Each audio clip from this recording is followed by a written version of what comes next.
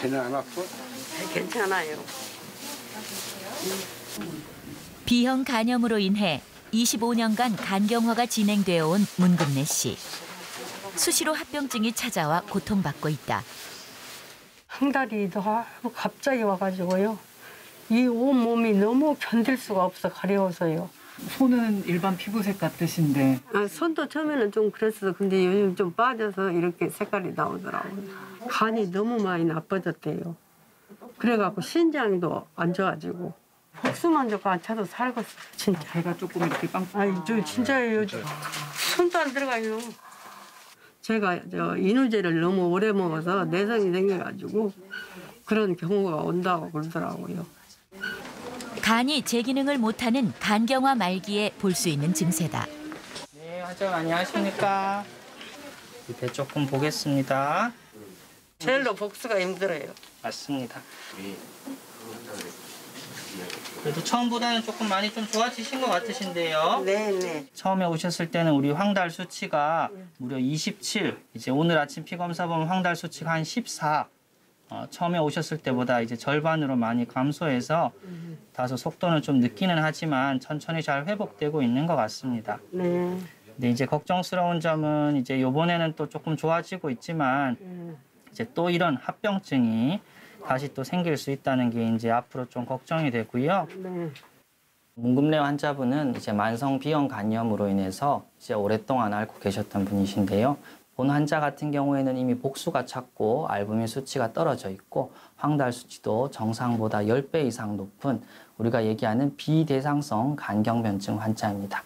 이렇게 이제 비대상성 간경변증이 생길 경우에는 결국 잦은 합병증으로 인해서 상당히 불량한 장기 예후를 볼 수가 있는데요. 이렇게 보존적 치료를 함에도 불구하고 잦은 합병증이 있는 경우에는 결국은 궁극적인 치료인 간이식을 고려할 수밖에 없습니다. 문금래 씨는 뇌사자 간 이식을 신청해 놓은 상태. 현재 이런 대기자만 6,300여 명으로 평균 대기 기간이 6년이 넘는다. 이식의 방법이 없는데 우리 주변에서 그 이식 줄 사람을 찾으라는데 없어요. 애들도 이제 비형간염이 갖고 있기 때문에 허들 못하고 나는 이제 나이가 많기 때문에 20, 30대에서 환자를 이제 받아야 되는데 저기 못 주니까. 이렇게 간이 무서운 거란 거 생각했으면 제가 몸을 너무 아끼고 살았을 건데 그런 것이 이렇게 간이 무서운 것이 모르고 빨리 이식해갖고 조금 편하게 살다 갔으면 좋겠어요, 진짜. 그것이 소원이에요. 오래 살았으면 하는데 그게 마음대로 되도 않고 좀 안타깝죠. 불쌍하기도 하고 저 때문에 이제 고생도 많이 했고 근데 이제 좀 편안하게 살라니까 이렇게 되네요. 촬영 이후 폐혈증으로 위독해진 문금래 씨는 다행히 뇌사자 간 이식을 받아 현재 중환자실에서 회복 중이다.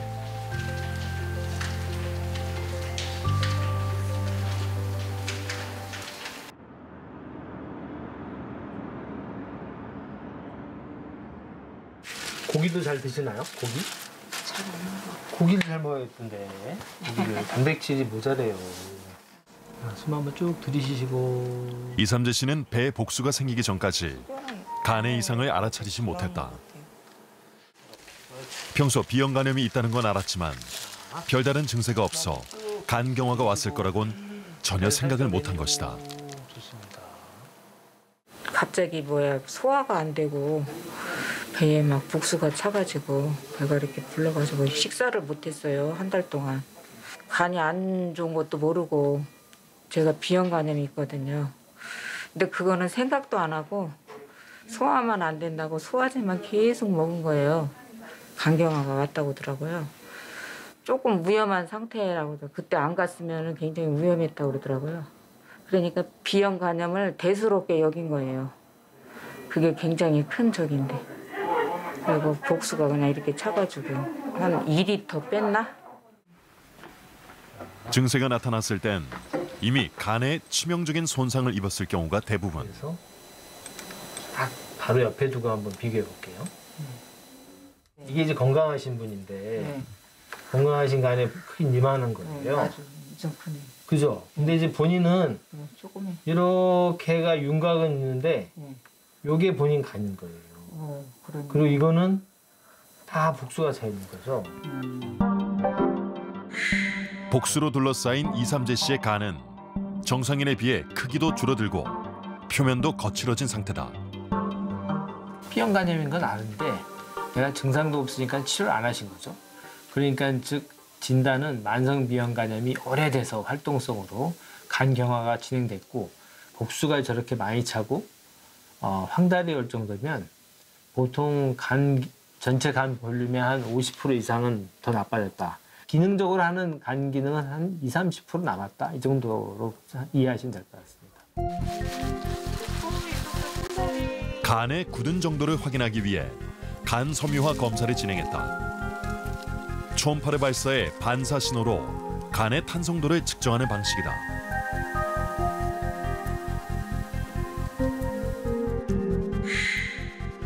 수치 5 이하가 정상, 10일이 넘으면 간 경화로 진단하는데 이삼재 씨는 무려 34.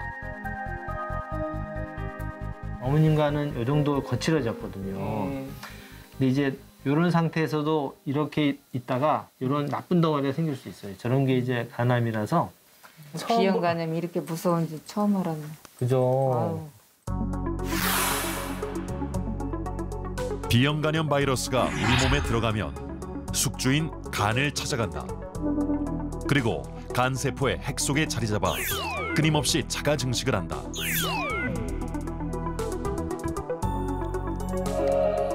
우리 몸의 면역 체계는 간염 바이러스를 침입자로 인식하고 공격을 하는데 이때 간 세포까지 함께 파괴되면서 염증이 생겨 간경화가 오는 것이다.